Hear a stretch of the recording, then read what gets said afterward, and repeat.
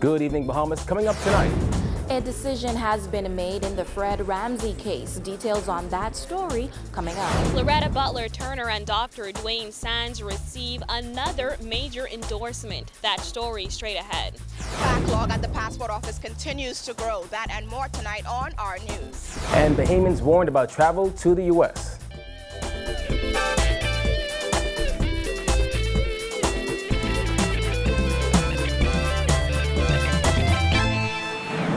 Welcome to our news. I'm Kyle Joaquin. Thanks for joining us. Topping news tonight, nearly 2 months after a Supreme Court jury found that former Bahamas Electricity Corporation board member Fred Ramsey took several $100,000 in bribes to secure contracts in a foreign company, he learned his fate today. Simone Davis was in court and has the details.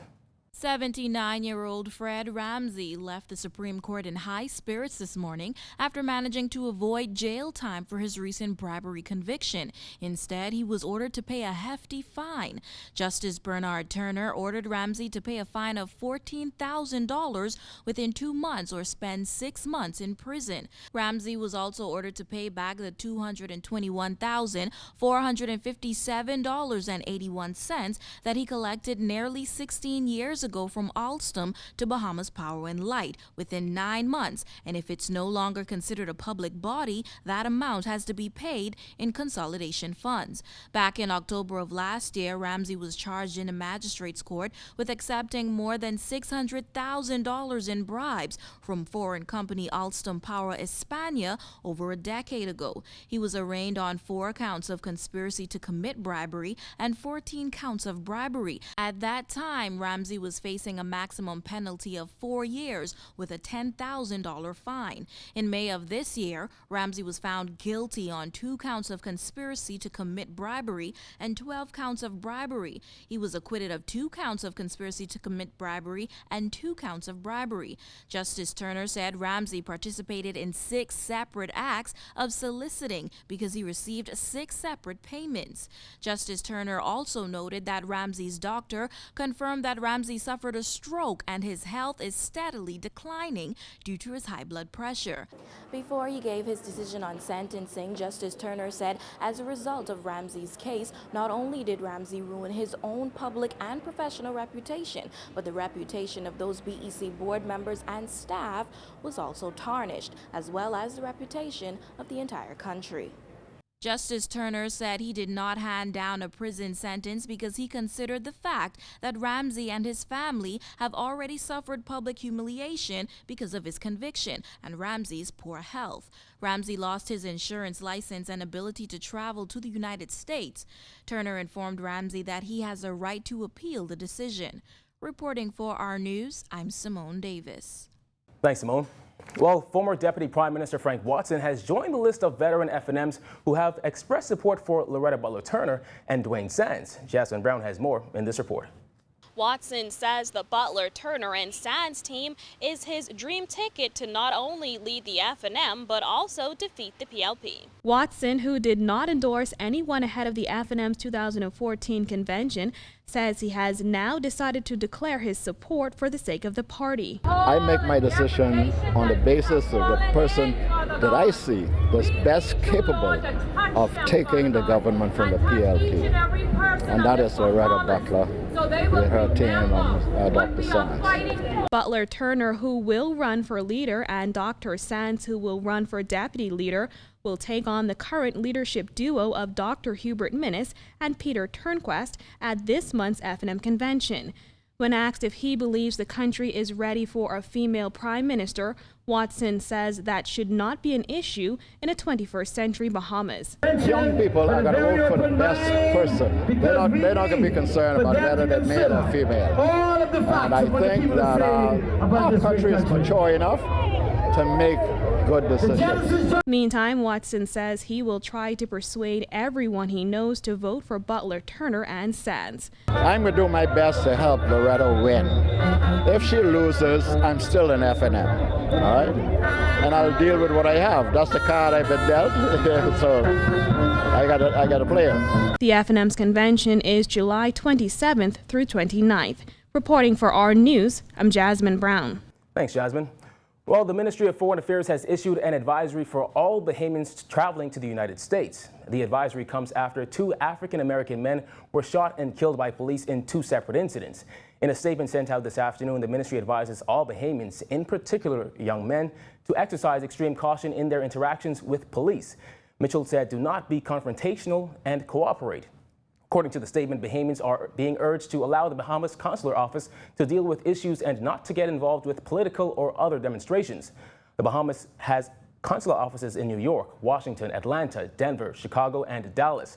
The U.S. has issued several advisories for its citizens on crime in the Bahamas.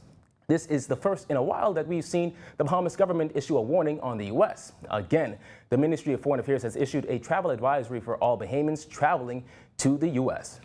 With this being the heart of the travel season, the passport office is experiencing an unusual backup in passport distribution. Georgia Stirrup visited the passport office today and has this report. With over 2,000 passports still left to be picked up here at the passport office and the Anatole Rogers outlet, the list just continues to grow, with some Bahamians having the ease of picking up and some just not getting any help. The queries department of the passport office was filled with frustrated persons inquiring on the pickup date of their passports. In fact, some people insisted that their passports should have been ready months ago. Jane Joseph visited the collection outlet at Anatole Rogers for the 3rd time this week. It's very frustrating because I really don't have the time. Vicky Hall, who has travel plans for the holiday weekend, also got bad news. She told our news that while her passport was expected to be ready in June, she walked away with empty hands. I came here on Tuesday and was here for about 2 or 3 hours, didn't get anywhere. Came back on Wednesday morning, and at that point they told me that my passport hadn't even been started as yet. But I spoke with a lady and she said that my passport will be ready Friday morning because I'm traveling, because I showed them all of my travel stuff. I went to Anatole Rogers this morning and they told me that it's not there. Chief Passport Officer Clarence Russell says several issues have contributed to excessive backlog. This is an extraordinary year in that you have the normal rushes for the summer, persons want to travel during the summer, but this is also the year of the referendum, which prompted persons to come and get their e-passports in order to go and register. You have an election pending, which has also caused persons to go to register. They needed apparently their e-passports for that by some means. And then you have the international deadline that expired the 19th of February 2016. He says the option to have passports rushed has put further strain on the passport office. However, he pointed out that the option is only for those who qualify.